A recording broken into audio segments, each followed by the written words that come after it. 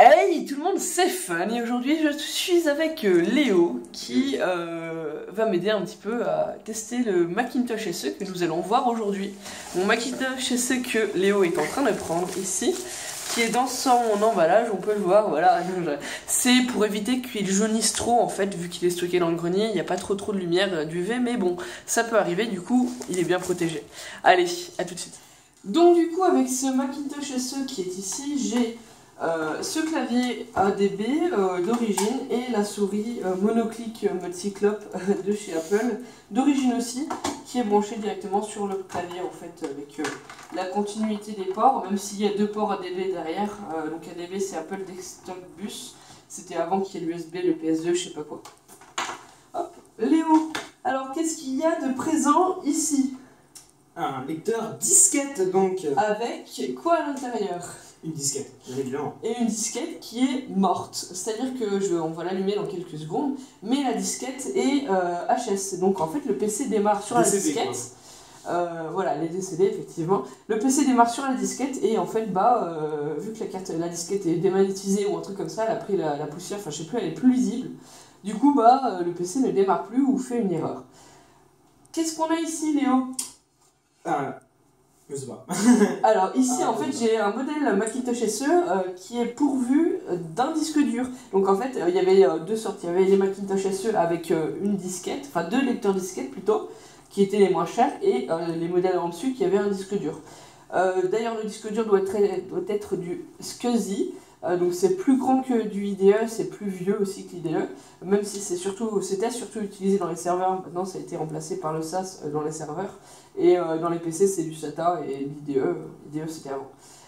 Donc là ouais on a un disque dur et on voit bien il y a une petite diode ici qui nous indique le fonctionnement du disque dur s'il fait des recherches. Hop, du coup on va enlever ça, on va brancher tout ça. Donc alors Léo, qu'est-ce que c'est que ça? Je pense que je ne sais pas, mais qu'est-ce que c'est que ce truc là? Je ne sais absolument pas.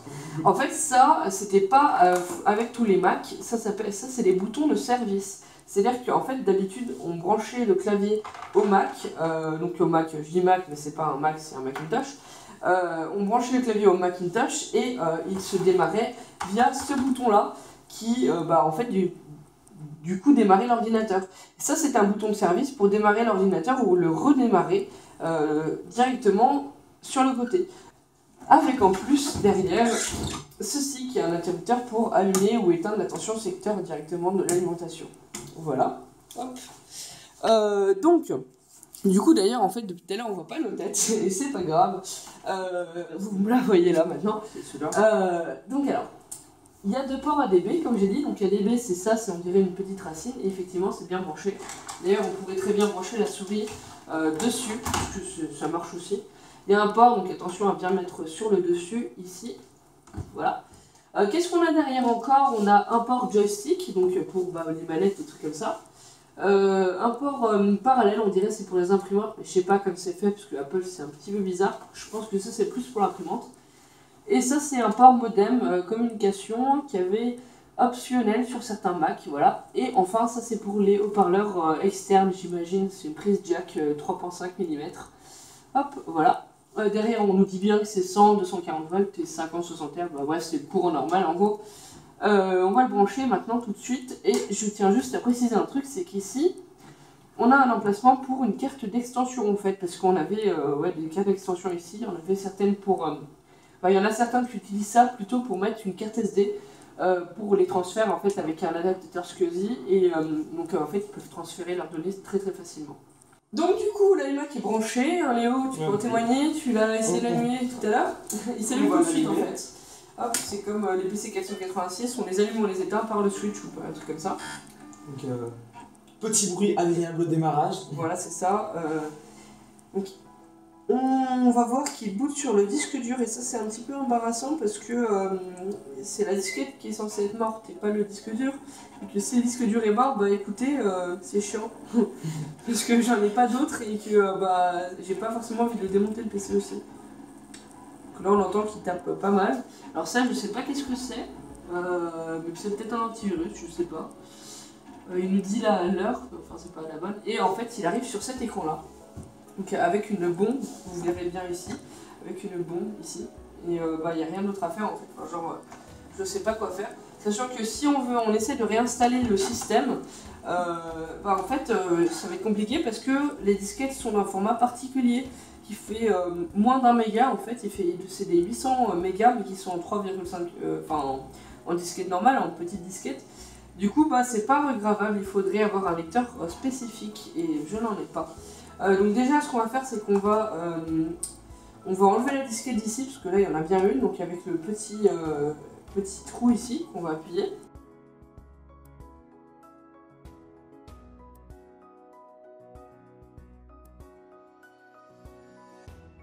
Et bien en fait, il y a un bouton à l'intérieur, un bouton donc électrique, et il semblerait qu'il ne marche pas très bien. Plus trop, ouais, effectivement. Car quand on appuie dessus, ben, il ne se passe absolument rien. Ouais, en fait le truc c'est que d'habitude dans la disquette, dans le lecteur disquette, c'est un bouton mécanique. Et donc quand on appuie dessus en fait ça relâche la disquette, donc c'est un mécanisme mécanique, voilà.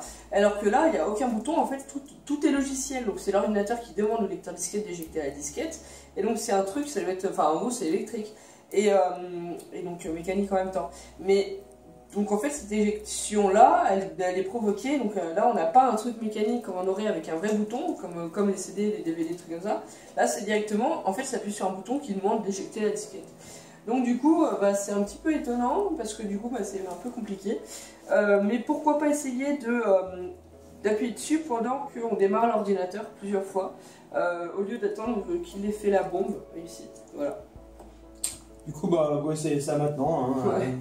Alors, je suis en hors caméra. Je voulais juste vous dire que toutes nos tentatives ont été un échec. En fait, vraiment, même à la fin, vous allez voir juste après, je vous spoil un petit peu, que la disquette va sortir un petit peu, mais le lecteur disquette est bien cassé. Et donc dans la partie 2, je vais le démonter et essayer de le réparer. Ça va être un vrai travail d'horloger parce que vraiment, c'est très compliqué à démonter ce genre de choses. Il y a énormément de petites pièces et tout, il y a beaucoup de choses qui changent, qui sont à faire très attention en fait pour pas les casser. Et j'ai lu quelque part après la vidéo en fait qu'il faut rester appuyé sur le clic de la souris en fait au démarrage de l'ordinateur pour éjecter la disquette, pour forcer l'éjection de la disquette tout simplement.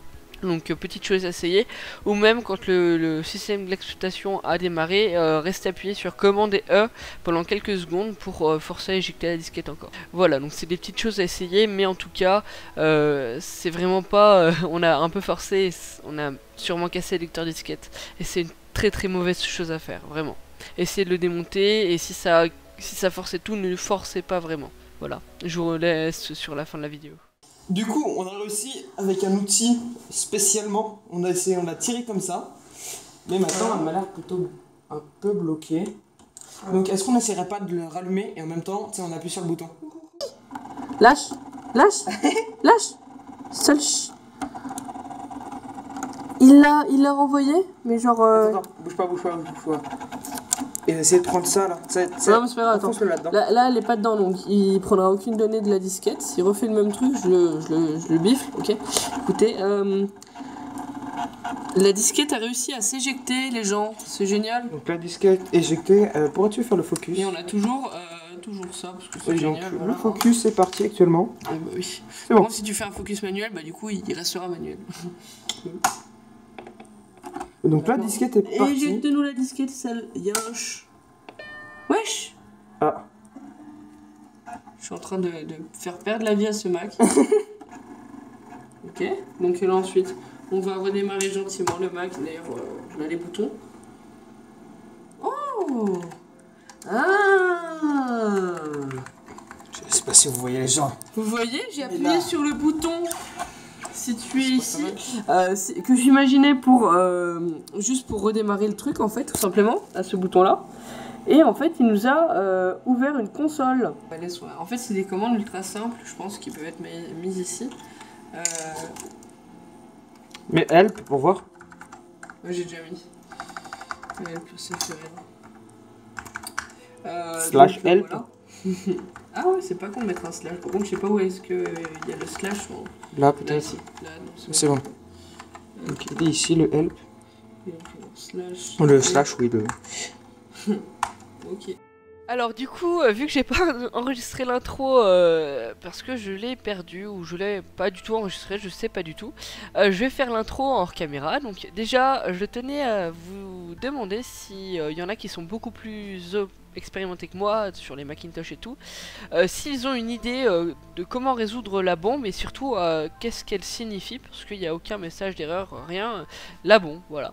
Donc si vous savez ça, et aussi si vous avez des idées de lignes de commande à mettre, enfin plutôt de commandes à taper dans la ligne de commande qui nous affiche, enfin voilà, le terminal on va dire, parce que vraiment je suis un peu perdu, j'y comprends rien, on est un peu perdu, et donc vraiment toutes les commandes de base qu'on a essayé ça marchait pas, donc voilà, du coup si vous pouvez nous dire ça en fait dans les commentaires, et aussi peut-être comment le restaurer ou je sais pas quoi, essayer de bidouiller ça pour que ça remarche de nouveau. En tout cas je vais vous quitter et on se retrouvera dans la partie 2 où je le démonterai parce que effectivement je vais le démonter. Et surtout n'oubliez pas de mettre un like si ça vous a plu, de vous abonner à la chaîne et de mettre des commentaires si vous avez des questions, des réponses et des choses comme ça. Voilà, je vous souhaite une très bonne soirée, une très bonne journée, à la prochaine, bye.